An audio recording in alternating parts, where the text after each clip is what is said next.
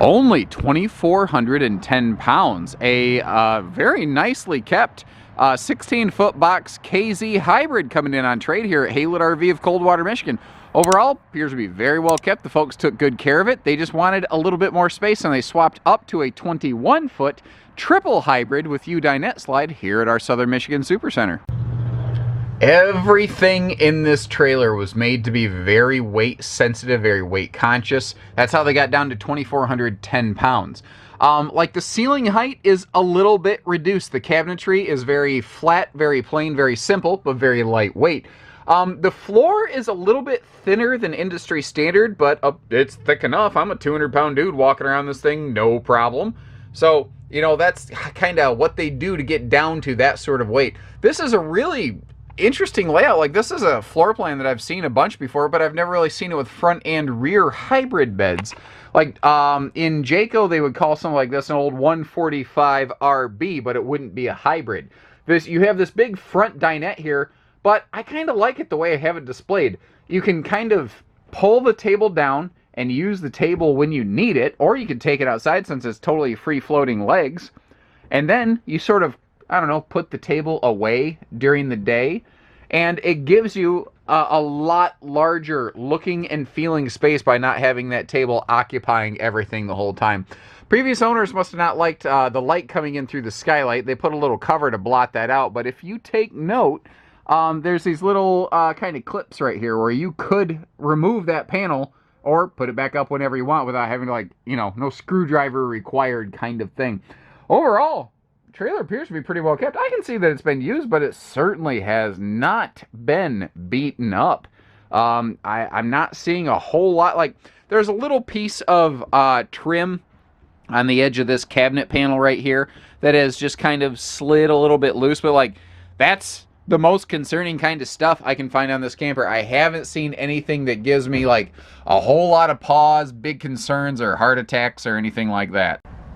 Flipping around the other direction here, taking a look at that. I like this big double bench because what's interesting is you could take that table that we looked at and you could put it down between the two opposing benches to make a front sleeper. But if you just take those cushions off against the sidewall, well, you've got yourself like an 8-foot long, one adult-sized bed right there. I don't know that you ever really need to put the table down to sleep in this thing. It's just that you kind of could if you wanted to, you know. Double door side windows is nice, and you get some good breeze because there are matching windows on the opposing side of the trailer over here. And generally speaking, everything looks pretty good. It looks like maybe somebody must have left a little bit of a window open, a little bit of rain splashed on that corner there, but I'm not seeing any damage as a result. They must have worked to dry that out real quick.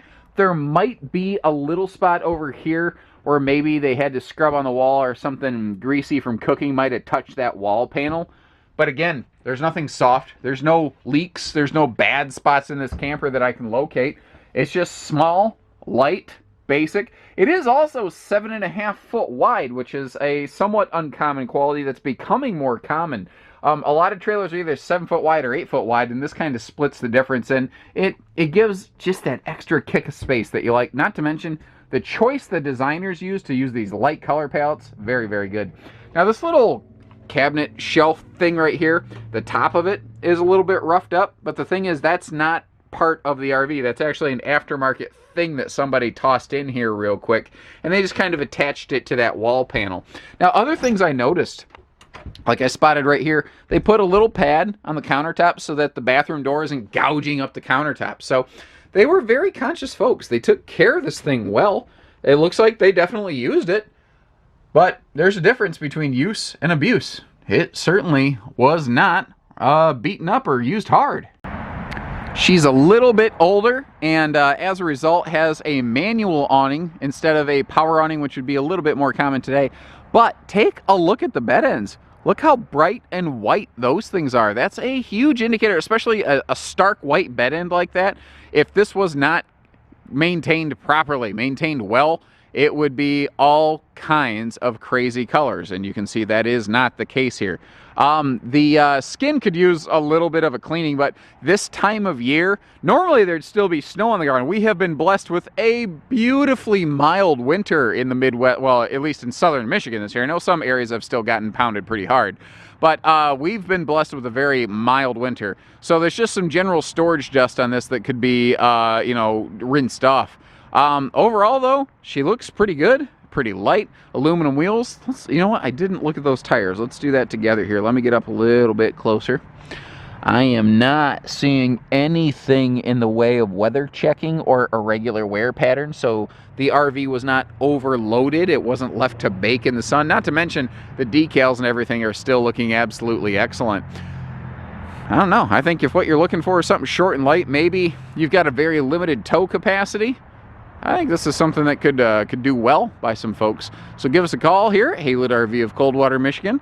We would be more than happy to assist you. Whether this is going to be your first one, your last one, or maybe something in between. Let's get you camping. So take care, stay safe, have fun, and happy Haylett camping, everyone.